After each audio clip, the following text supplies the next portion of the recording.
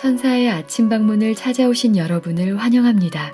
오늘도 아침 예배 말씀으로 믿음과 위로의 시간을 갖게 되길 바랍니다. 성도 여러분 안녕하세요. 오늘도 아침 예배에 찾아오신 모든 성도님들을 진심으로 환영합니다. 하나님께서는 각자에게 정하신 임무가 있습니다. 오늘 그 말씀을 통해서 하나님께서 각자에게 원하시는 일이 무엇인지 고민하고 하나님께 물어보며 발견해 보시길 바랍니다. 이제 기도하겠습니다. 하늘에 계신 하나님 아버지, 어두움에서 진리의 빛으로 인도해 주신 하나님의 은혜와 일할 수 있는 힘을 주심에 감사드립니다. 하루하루 살아갈 때 하나님의 뜻이 무엇인지 고민하고 순종하며 하늘의 능력으로 하나님께서 주신 임무를 수행하도록 인도하여 주시옵소서. 말씀을 전하시는 목사님께 함께 해 주시옵시고 그 말씀을 듣는 저희 모두의 마음에 거룩한 사명을 깨닫도록 도와주시옵소서. 오늘도 마음에 있는 빛이 세상에 전해져 하나님의 영광이 드러나기를 간절히 소망하오며 이 모든 말씀 예수님의 이름으로 기도드렸습니다. 아멘. 안녕하십니까 성도 여러분. 오늘도 우리가 하나의 주제를 가지고 생각해 보도록 하겠습니다. 우리가 인생을 살면서 가장 중요하게 생각할 것이 무엇일까요? 우리가 나름대로 이것을 중요하고 저것을 중요하게 생각하면서 살지라도 우리의 인생의 모든 것이 드러나는 날이 있습니다. 그것은 예수께서 재림하시는 날입니다. 오늘 본문 성경절 바울의 말씀을 읽겠습니다. 고린도전서 3장 13절입니다. 각각 공력이 나타날 터인데, 자, 공력은 행위를 뜻하는 것입니다. 각 사람의 행위가 나타날 때가 있다는 것이죠. 각 사람의 열매가 나타날 때가 있다는 것입니다. 각각 공력이 나타날 터인데 그 날이 공력을 밝히리니, 그 마지막 날에 예수께서 재림하시는 그 마지막 날에 각 사람의 공력이 행위가 나타날 것이라는 것입니다. 이는 불로 나타나고 그 불이 각 사람의 공력이 어떠한 것을 시험할 것임이니라. 바울은 불이 각 사람의 공력이 어떠한 것인지 시험할 것이라고 했습니다. 자, 이 말씀이 무슨 뜻일까요? 사람이 살면서 행한 행위들이 예수께서 재림하실 때 드러나게 되는데 불에 의해서 드러나게 될 것이라는 것입니다. 하나님께서 인정하지 않는 것들은 다 태워서 사라지게 될 것입니다. 하나님께서 인정하는 것만 남게 될 것입니다. 그때 남는 것은 영원히 존재하는 것입니다. 자, 불에 의해서 태워지지 않고 남게 될 그것이 무엇일까요? 그것이 우리의 인생의 목표가 되어야 한다 하는 것입니다. 오늘 본문을 읽겠습니다. 우리는 수행하고 있는 일과 관련된 문제들을 조심스럽게 헤아려 보아야 한다. 이 일이 영혼들에게 축복이 될 것인지, 하나님께서는 단순히 우리를 바쁘게 하기 위하여 일을 주신 것이 아니라 당신 이름의 영광을 위해서 주셨다. 성도 여러분, 우리에게 가장 중요한 공력이 무엇입니까? 하나님의 이름을 영광 돌리는 것이 우리 생에 가장 중요한 것이라는 것입니다. 우리의 시간이 어떻게 사용되고 있을까요? 우리가 무엇을 위해서 살고 있습니까? 우리 인생이 끝날 때 우리도 바울과 같은 간증을 하면 얼마나 좋을까요? 바울은 말씀을 전하다가 로마 황제에게 붙잡혀서 옥에 갇히게 되었습니다. 이제 바울은 곧 자신이 죽게 될 것을 알았습니다. 바울이 자신의 죽음을 앞에 두고 디모데에게 편지를 썼는데 그는 이렇게 말했습니다. 디모데후서 4장 6절부터 7절입니다. 관제와 같이 벌써 내가 부음이 되고 나의 떠날 기약이 가까웠도다. 자, 죽음의 시간이 가까웠다는 것이죠. 나의 떠날 기약이 가까웠도다. 내가 선한 싸움을 싸우고 나의 달려갈 길을 마치고 믿음을 지켰으니 이제후로는 나를 위하여 의의 면류관이 예비되었으므로. 성도 여러분, 저와 여러분도 우리의 삶 마지막 날에 내가 선한 싸움을 싸우고 나의 달려갈 길을 마치고 믿음을 지켰다고 말하면 얼마나 좋을까요? 이것이 공력을 올바로 쌓고 생애를 마친 사람의 간증입니다. 자, 계속해서 읽겠습니다. 많은 사람이 나무와 건초와 그루터기를 모으는 일에 바쁘게 종사하고 있다. 그러나 그 모든 것은 사라질 것이다. 자, 나무와 건초와 구루토기 열심히 모아봤자 다 태워서 없어지면 한 번에 끝나는 것들이죠. 우리의 삶에서 나무와 건초와 구루터기를 열심히 모으는 분들이 있는 것입니다. 다 한 번에 타서 없어질 것들을 쌓고 모으는데 인생의 모든 시간을 바친다는 것입니다. 성도 여러분, 우리는 영원히 남게 될 일에 시간과 노력과 정성을 쏟아야 한다는 것입니다. 자, 우리의 시간과 노력을 그렇다면 어디에 어떻게 사용해야 될까요? 계속 읽겠습니다. 각 사람에게는 하나님께서 정하신 의무가 있다.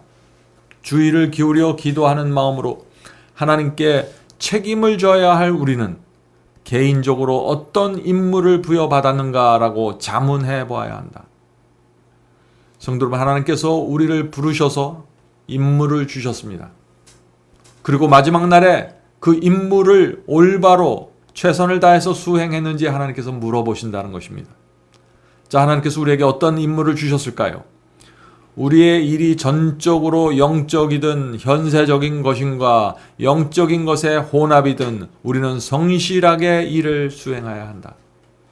자, 영적인 것이든 이 세상에 속한 것이든 성실하게 일해야 된다는 것입니다. 신앙을 한다고 하면서 세상 일에 성실하지 않으면 안 되겠죠. 우리가 해야 될 의무를 하나님께서 대신해 주지 않으십니다. 성경은 게으른 자여 개미에게 배우라고 말하고 있습니다. 하나님께서 공중에 나는 새도 보살펴 주시지만은 그 약속이 있지만 새가 아침에 일찍 일어나서 먹을 것을 찾으러 나가지 않으면 하나님께서 주시는 것을 받지 못하고 굶어 죽어가게 되는 것입니다. 그러나 그렇다고 할지라도 세상 일에 깊이 빠져서 영적인 일을 등한히 하면 큰 문제가 생기는 것입니다. 여기에 오늘날 현대 그리스도인들의 고민이 있는 것입니다. 세속적인 일과 거룩한 일이 병행되어야 하지만 영적인 일이 세속적인 문제에 가려져서는 안 된다. 그리스도는 육체적, 정신적, 도덕적 힘이 연합된 전인적인 봉사를 요구하신다. 하나님을 위한 봉사에는 이런 것들이 구비되어야 한다. 영적인 것 따로 세상 일 따로가 아닙니다. 이 두 개는 함께 가는 것입니다.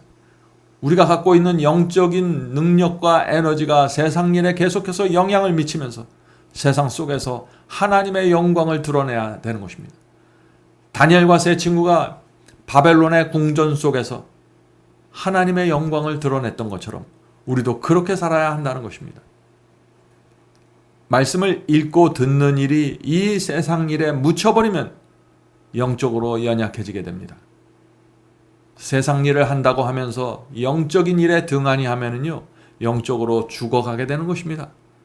자, 우리가 죽어가고 있다, 영적으로 죽어가고 있다는 사실을 어떻게 우리가 진단할 수 있을까요? 우리는 스스로 깨달을 수 있습니다. 내 영적인 힘이 지금 어느 상태에 있는지. 왜냐하면 유혹에 저항하는 힘이 약해지게 됩니다.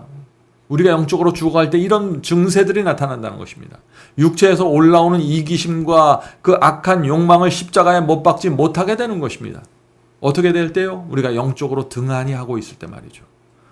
우리에게 이런 증세가 나타나는 것을 보면은 빨리 말씀으로 가서 마음을 씻고 기도해야 하는 것입니다. 다시 하늘로부터 에너지를 받아야 되는 것입니다. 성령의 은혜가 다시 마음을 지배하게 해달라고 기도해야 되는 것이죠. 계속 읽겠습니다. 우리가 기억해야 할 바는 하나님이 만물의 소유주라 하시는 점과 주님의 군대에 징집된 우리는 전에 없었던 거룩함을 입고자 애써야 한다는 점이다. 모든 행동이 거룩해야 한다.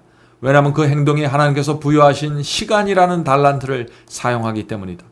자신의 전 존재를 하나님께 굴복하고 있기 때문에 그러한 사람의 모든 행동에는 여호와께 성결이라는 말이 새겨진다.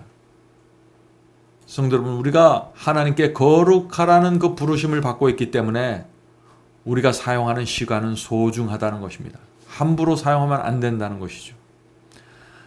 자, 그런데 이 거룩함이 무엇일까요? 우리가 여러 차례 거룩함에 대해서 살펴보았죠? 오늘 또 다시 거룩함에 대한 문제가 나옵니다. 거룩함이 무엇입니까?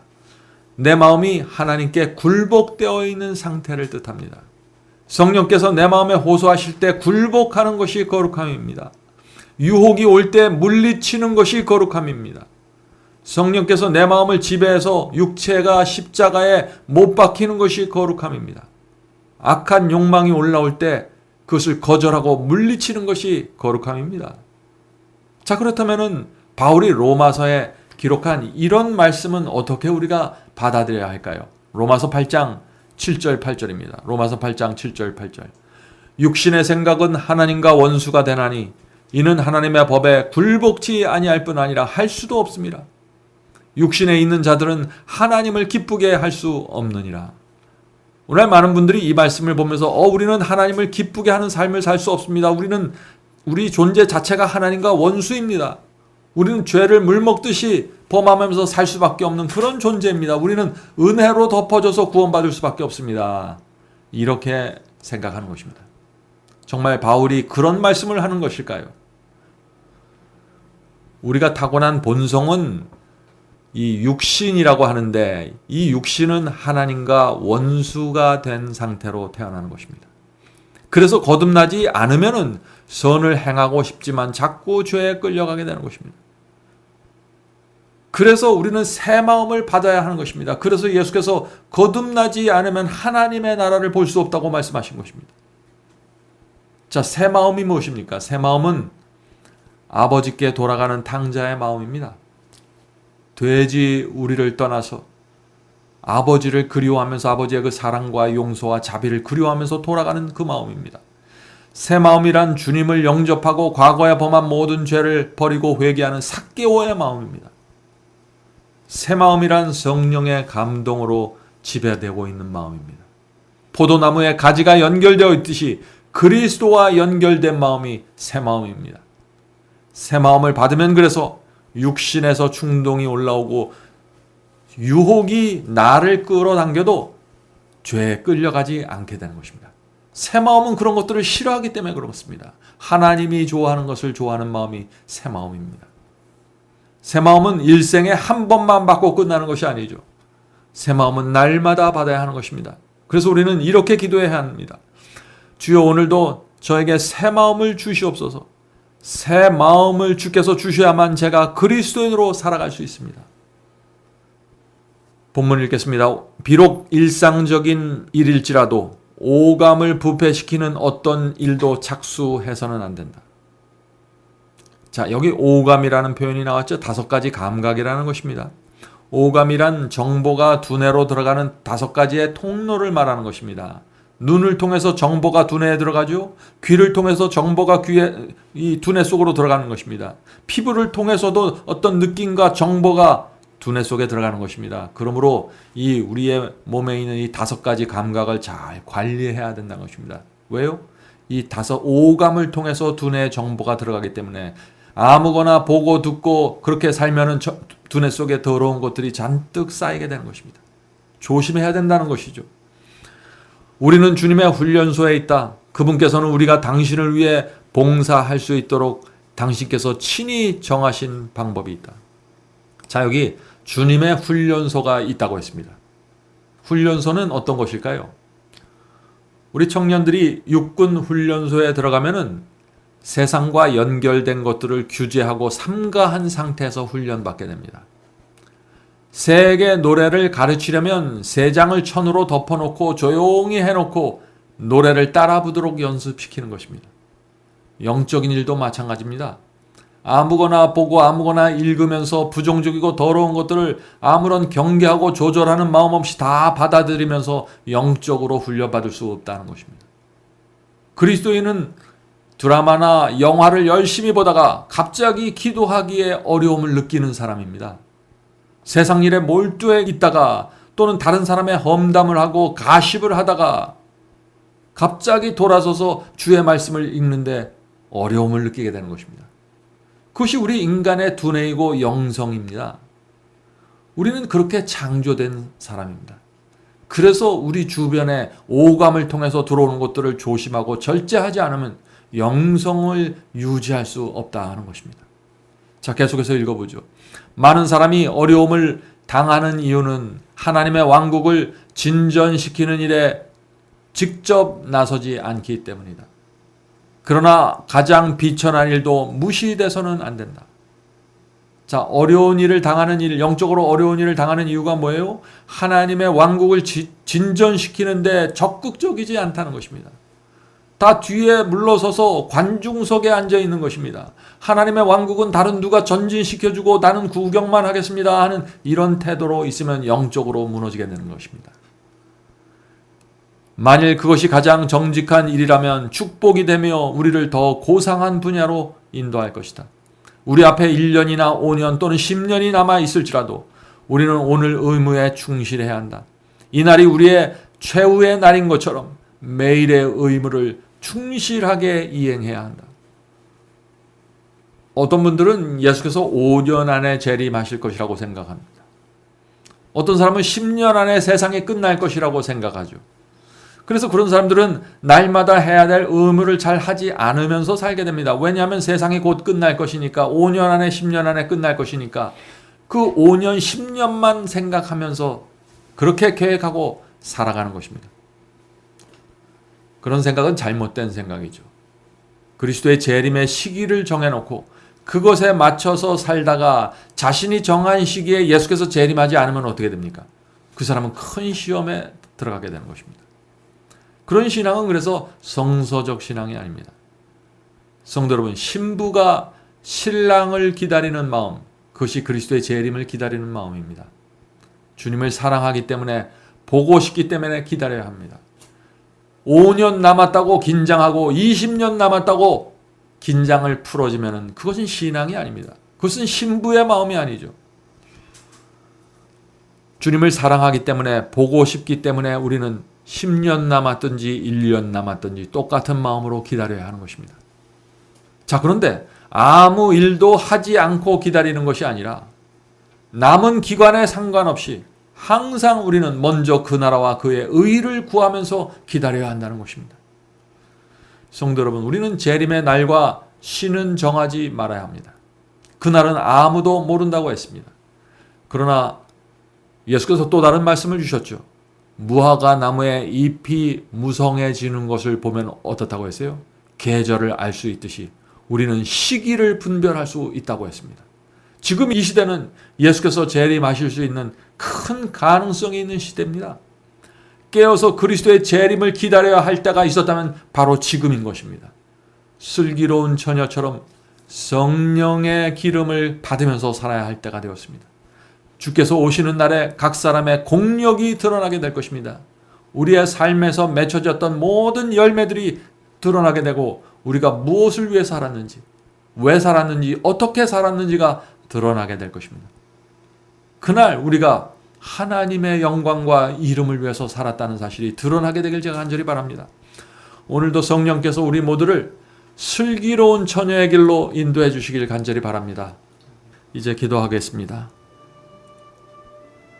하늘에 계신 아버지, 저희가 이 세상을 살아야 되는 이유와 목적과 그 방법에 대해서 가르쳐 주시옵소서. 저희가 주께서 오시는 날 온 세상이 불로 태워질 때, 그때 태워지지 않고 남아있을 것에 집중해서 우리가 살아갈 수 있도록 도와주시옵소서. 하늘에 계신 아버지, 우리가 이 세상에 살면서 세상 일을 해야 하지만 이 세상에 속하지 않고 하늘에 속한 자로 살 수 있도록 도와주시옵소서. 하늘에 계신 아버지, 오늘 이 자리에 함께 모여 예배드리고 기도하는 자들에게 함께 하여 주시고, 오늘도 하늘로부터 새 마음을 받고 거룩함이란 그 태워지지 않는 그 신앙을 중심으로 그것을 바라보면서 살 수 있도록 도와주시옵소서. 신부의 마음으로 신랑을 기다리면서 살 수 있도록 도와주시옵소서. 저희가 이 세상을 살 때 주님을 사랑하며 내 이웃과 내 주변의 영혼들을 불쌍히 여기고 그들을 돕고자 하는 것이 목표가 될 수 있도록 도와주시옵소서. 이 모든 말씀 예수님의 이름으로 간절히 기도드립니다. 아멘.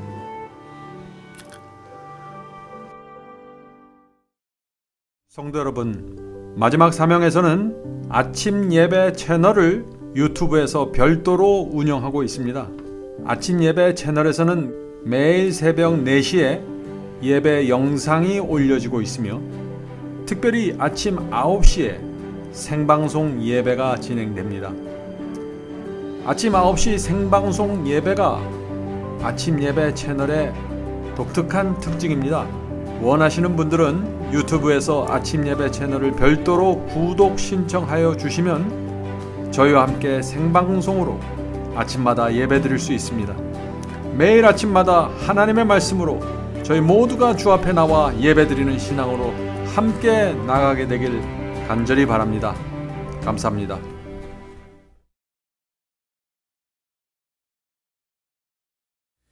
복의 근원 강림하사 찬송하게 합소서.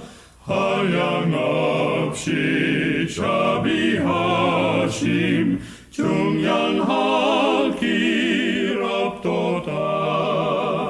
찬사들의 기쁜 찬송 나도하게 합소서. 구속하신 이내 허물 항상 찬송하리다. 주의 도와주심 받아 이때까지 왔으니 이와 같이 전국에로 이루기를 바라네. 하나님을 배반하고 죄에 빠진 우리를 예수 구원하시려고 보혈 흘려 주셨네. 주의 귀한 은혜 받아 일생 빚진 자 되네. 주의 은혜 사슬되사 나를 주께 맵소서. 우리 마음은 연약하여 범죄하기 쉬우니 하나님이 바르시고 전국인을 지소서.